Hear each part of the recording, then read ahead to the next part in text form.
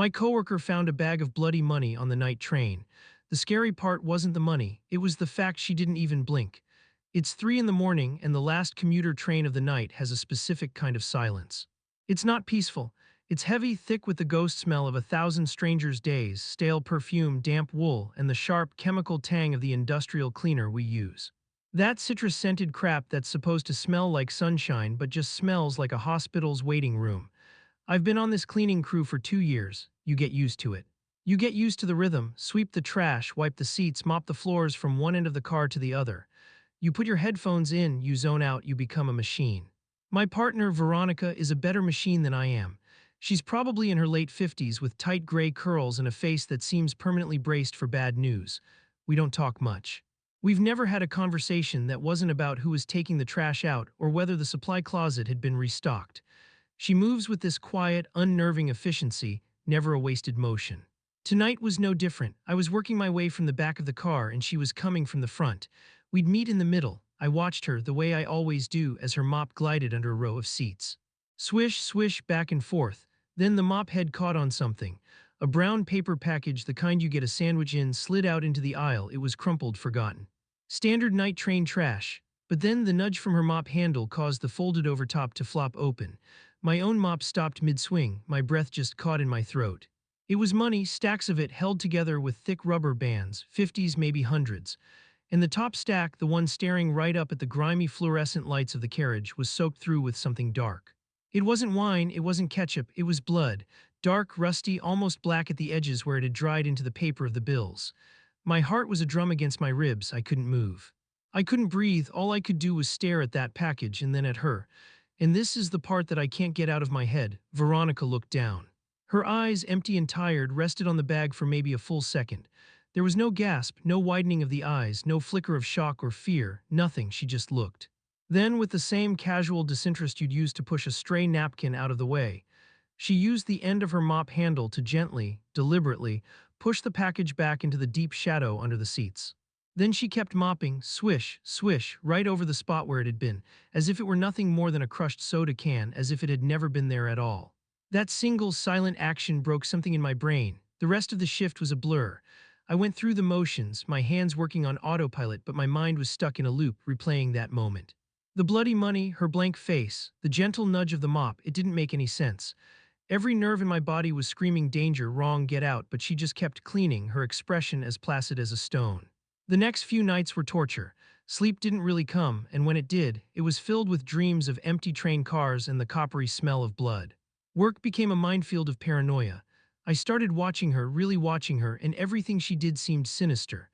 The way she'd stare out the window at the blackness rushing by, her reflection a pale mask on the glass. The way her hands, calloused and worn, would sometimes tremble slightly as she poured herself a cup of tea from her old thermos during our break. Was that just age? Or was it the tremor of someone holding back a terrible violence? I became obsessed. I started cataloging her every move, her every non-reaction.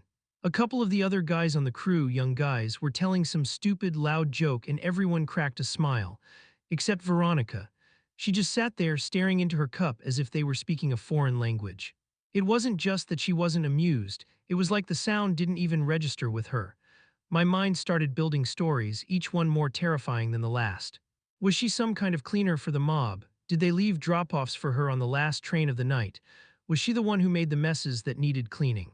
The image of her, mop in hand, calmly wiping away something far worse than spilled coffee, burned in my thoughts. Maybe she'd killed someone for that money. Maybe it was her husband, a lover, a stranger. The money wasn't a discovery, it was her payload. I had to know, I couldn't just let it go. One night, as we were stocking up our carts, I tried to be casual. My voice sounded fake even to my own ears. "Hey Veronica," I started, my heart hammering. You ever find anything weird on the trains? You know, anything valuable?" She turned to look at me and for a second her eyes weren't empty. There was something in them, something cold and sharp. It felt like being pinned to a wall. Then just as quickly it was gone. "Just people's garbage," she said, her voice flat and even. "That's all anyone ever leaves behind." And then she turned and walked away, leaving me standing there with my stupid question hanging in the air, feeling colder than ever. Edit 1. Wow, thanks for all the replies. A lot of you are asking why I didn't just go to the cops. I don't know how to explain it, you'd have to see her. She's not the kind of person you invite trouble with. It's not that she's big or threatening, she's just still, like a deep lake. You know there's stuff at the bottom, but you're terrified to even think about what it might be. Calling the police felt like throwing a rock into that lake, and I had a feeling whatever came splashing up would drown me. Also, I forgot to mention a detail. It probably means nothing, but it's been bothering me. On the inside of her wrist, half hidden by the cuff of her work shirt, she has a tattoo. It's faded blue-green, the kind of tattoo that's seen a lot of years. It looks like it's supposed to be a bird, maybe a swallow. But one of its wings is bent at a weird, unnatural angle. It's broken. I'd never noticed it before, but now every time I see it, I can't shake the feeling that someone snapped that little bird's wing on purpose. My anxiety was a physical thing now, a knot of acid in my stomach. I couldn't eat, I couldn't focus. Every time I saw her, my pulse would spike. The silence between us on the train wasn't just quiet anymore. It was charged, humming with the things I couldn't say. I was sharing a small, enclosed space with a woman who I was increasingly convinced was a monster, and the pressure was making me feel like I was losing my mind. I had to talk to someone, not the cops, not yet, but someone who knew her. That's when I thought of Gus. Gus has been cleaning these trains since they were painted a different color. He's got a bad back, a worse attitude, and plans to retire to Florida in 6 months that he's been talking about for the last 6 years. He's seen everything and everyone. If anyone knew anything about Veronica, it would be him. I found him on his smoke break, huddled in the doorway of the maintenance depot, shielding his cigarette from the wind. He grunted a hello. "Hey Gus," I started, trying to sound nonchalant. "Can I ask you something about Veronica?" He took a long drag, the cherry of his cigarette glowing bright in the pre-dawn gloom. He exhaled a plume of smoke that the wind snatched away immediately. "What about her?" "I don't know, man, she's just intense. Is she always like that?" "So quiet." Gus looked over his shoulder back into the depot as if to make sure she wasn't there. He leaned in a little closer, his voice dropping to a gravelly whisper. "She's a sad case, that one. Hasn't been right for a few years now, not since what happened with her boy." My blood went cold. Her boy, her son. "Yeah," Gus sighed, shaking his head. "Kid got mixed up with some bad people, real bad, owed them money, I think. It didn't end well for him." He looked uncomfortable, like he'd already said too much. He took another drag from his cigarette, avoiding my eyes. "Anyway, she's been like a ghost ever since. Just comes in, does the work, goes home. Don't think she's got anyone else." Gus's words were meant to be an explanation, maybe even to make me feel sorry for her, but they did the exact opposite. They landed in my brain like puzzle pieces, snapping together into a picture of pure horror.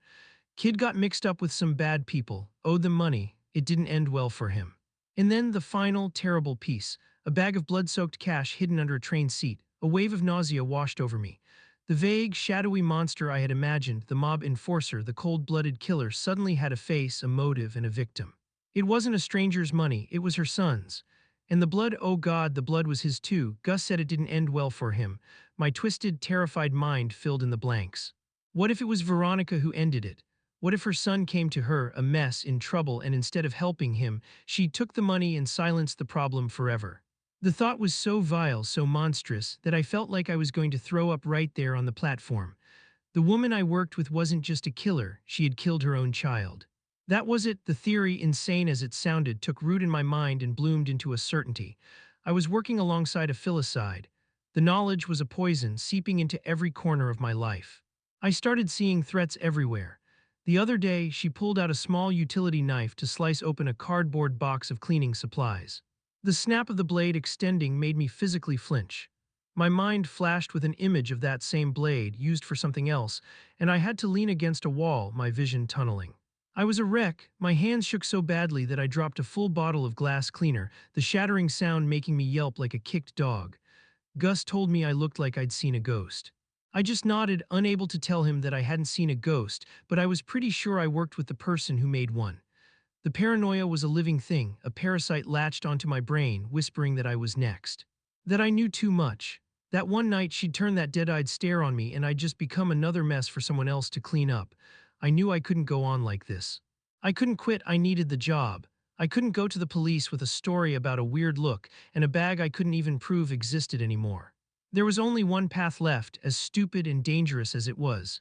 It was the kind of thing the hero in a horror movie does right before they get killed, but I wasn't a hero. I was just a guy unraveling, and I'd reached the end of my rope. I had to confront her. I had to say the words out loud, not just to her but for myself. I needed to see her face when I said it. I needed to see the flicker of guilt, the flash of rage, something, anything, to prove I wasn't losing my mind. I waited for the right moment. It came on a Tuesday night or maybe a Wednesday morning. A storm had rolled in, a real monster of a storm that was rattling the city. Rain lashed against the windows of the empty train car, driven sideways by the wind. The rhythmic drumming and the hum of the emergency lights made the world outside disappear. It felt like a stage, a cage, a confessional. It was just the two of us, isolated in that long metal tube. She was at the far end of the car, wiping down the interior of the windows, erasing the foggy breath marks of the day's last passengers. Her back was to me. My heart felt like it was trying to beat its way out of my chest. My palms were slick with a cold sweat. I put my mop down, the handle clattering softly against a seat pole. The sound seemed to echo in the charged silence. I started walking towards her, my work boots feeling like they were made of lead. The 50 feet between us might as well have been a mile over broken glass. She must have heard me coming, the slow, deliberate squeak of my soles on the damp floor, but she didn't turn around. She just kept wiping, her movements methodical and calm. My mouth opened, but only a dry click came out. I swallowed, the sound loud in my own ears. I had to force the sound out of my throat. "Veronica," I said, my voice was a croak. I cleared my throat, the noise raw and ugly. I tried again, louder this time, forcing the name past the lump of fear lodged there. "Veronica." She stopped wiping. Her hand, holding the rag, froze mid-arc on the glass, but she still didn't turn. "What?" she said. It wasn't a question. It was a flat, dead sound, like a stone dropping into a well. This was it. My whole body was trembling, a high-frequency vibration of pure adrenaline. "The money," I stammered, the words tumbling out clumsy and weak. "The bag of money under the seat." I know what it was. I braced myself, my muscles tensed, ready for her to spin around with a wrench, a knife, anything.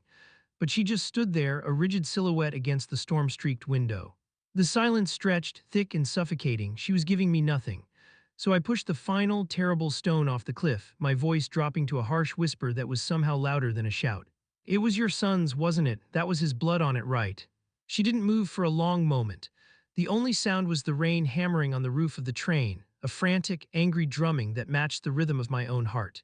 I saw her shoulders tense, her whole body go rigid. Then slowly, deliberately, she turned around, and her face, it wasn't what I expected. There was no rage, no cold-blooded denial. No mask of a killer. The emptiness in her eyes was gone, and in its place was a raw, bottomless canyon of pain. It was the face of someone who had been holding their breath for years and had just been punched in the gut. Her gaze met mine, and for the first time I saw her. Not the monster, not the machine, but a person who was completely and utterly broken. Her voice, when it came, was a ragged whisper, shredded and raw. "My son," she said, the words barely audible over the storm. "His name was Leo." She leaned back against the window, as if her legs could no longer support her.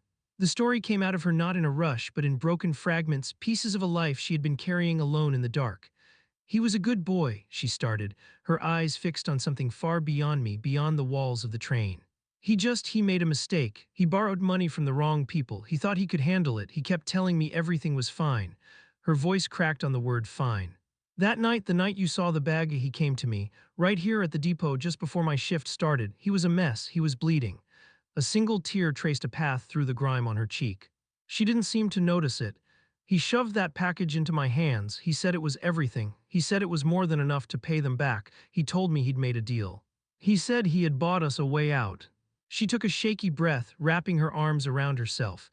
"He told me to take it and go, to get on a bus and go somewhere they'd never find me. Start over." He kissed my cheek and said he loved me and that he'd fix the rest of it. He promised he would call me in a week, once everything was settled. She finally looked at me, her eyes swimming with a sorrow so profound it felt like I was drowning in it. "He never called," she whispered. "He's been gone ever since I reported him missing. The police, they don't do much, just another kid who ran off, they think." The truth landed on me with the force of a physical blow, knocking the air from my lungs. The horror story I had built in my head, brick by paranoid brick, crumbled into dust. "I come here every night," she said, her voice dropping so low I had to strain to hear her. "I clean this train, every car, every seat, because this was the last place I saw him. I keep thinking maybe he'll just get on at the next stop. Maybe he'll walk through that door, tired and hungry, and tell me it's all over." She looked towards the empty space under the seats, where the package had been.